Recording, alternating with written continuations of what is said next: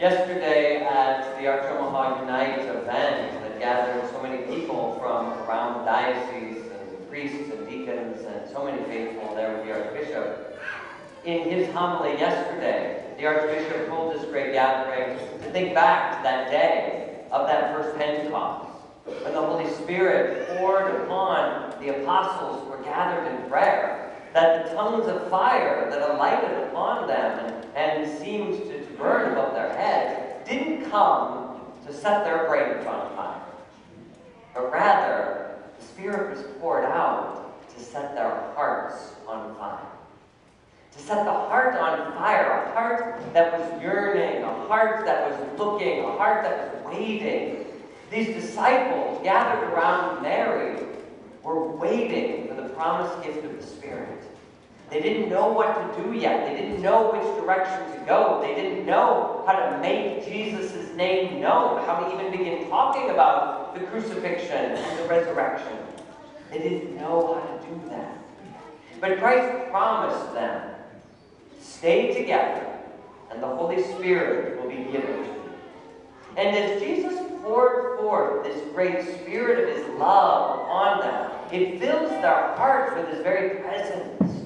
And that Spirit then animates them, gives them life, and moves them to do something else.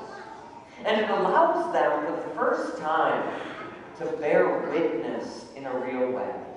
What it means to be a disciple of Jesus Christ. What it means to be someone who's been touched by Jesus Christ. What it means to live in the world now as a Christian, which is what they were. It's that Spirit that fills their hearts with God's very love. And it was that Spirit of love, that allowed them to speak universal languages.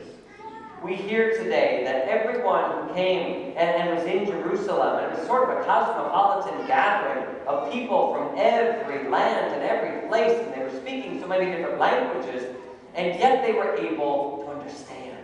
They were able to understand what the apostles were saying and what they were talking about. Not because the apostles had taken language lessons or studied their Rosetta Stone, but rather they were filled with the Spirit of God's love.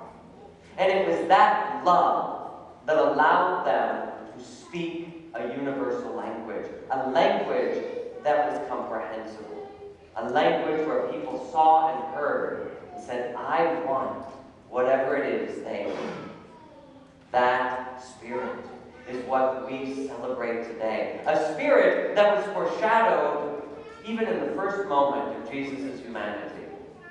As we go back to that moment of the Annunciation, when Mary is encountered by the messenger, the angel Gabriel, and Gabriel announces to her this great plan, this great promise to bring salvation into the world.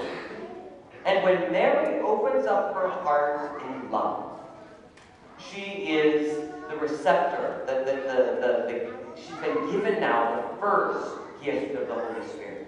The Holy Spirit will come upon you, Mary, and will overshadow you, and you will become the mother of the Son of God. And that's what happened. God poured out His love in the Holy Spirit. And Mary opened herself to the love that was the Holy Spirit. And this is why one of the titles of Mary is the spouse of the Holy Spirit. Because the Father, in loving her with the Spirit, brings about Jesus Christ in His humanity. Love, given and received, that brings life into our world. The promise for new life. And that love is embodied in the person of Jesus Christ throughout His life. And even in the waters of the Jordan, we see that confirmed, where the Spirit hovers around Him and above Him in the form of a dove. And we are reminded He lives in the Spirit. He is the love of God in our very midst. And He shows us what it is like. It wasn't that Jesus was so eloquent, or that Jesus was so handsome, or that Jesus was so whatever that attracted people to Him. It was that Jesus was so filled with divine love. He was the love of God. And human beings are created for love. We want to receive love. We want to give love. We are made for love.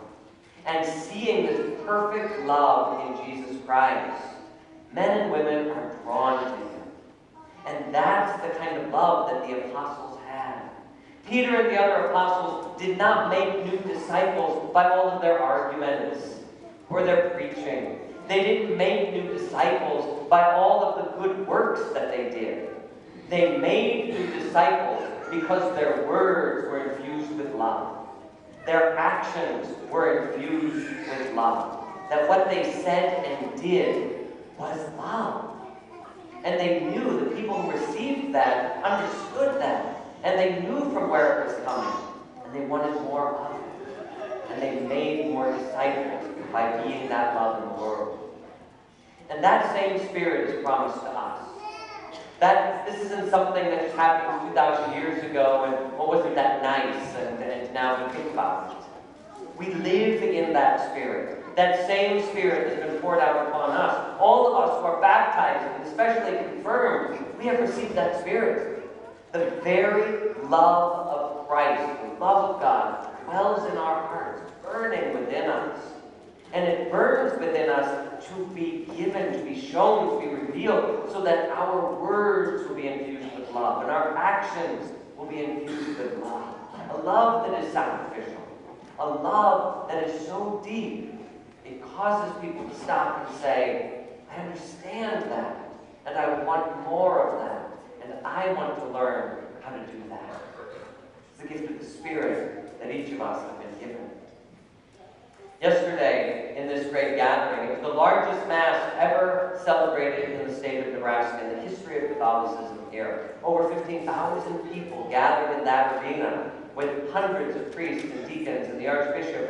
And as he spoke to that gathering, he left us with two questions. And he wants those questions for every believer. What is the gift that you possess? What, that gift of the Spirit that has been given to you? Know that gift and come into contact with Jesus Christ so you can receive that gift and know it personally. What is the gift?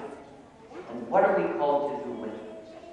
What is our response to the gift of the Spirit that dwells within us? That we don't just sit with it, but like those apostles, we burst forth and we bring that gift to someone else, whether in a great way or in a very simple, small, tiny way. As I sat on the floor of that arena, with thousands of people around, in the midst of hundreds of clergy there, and I sat there, I had this feeling of tininess and how small I was. And there was a temptation that crept into my heart in the middle of Mass there that made me think, what if I wasn't here? What if I decided not to be here, or to be a priest, or to be a Christian? What if I wasn't part of this gathering? What if I wasn't a member of the church? What if I wasn't here? I am so small, and I am so insignificant, and there's so much talent around me.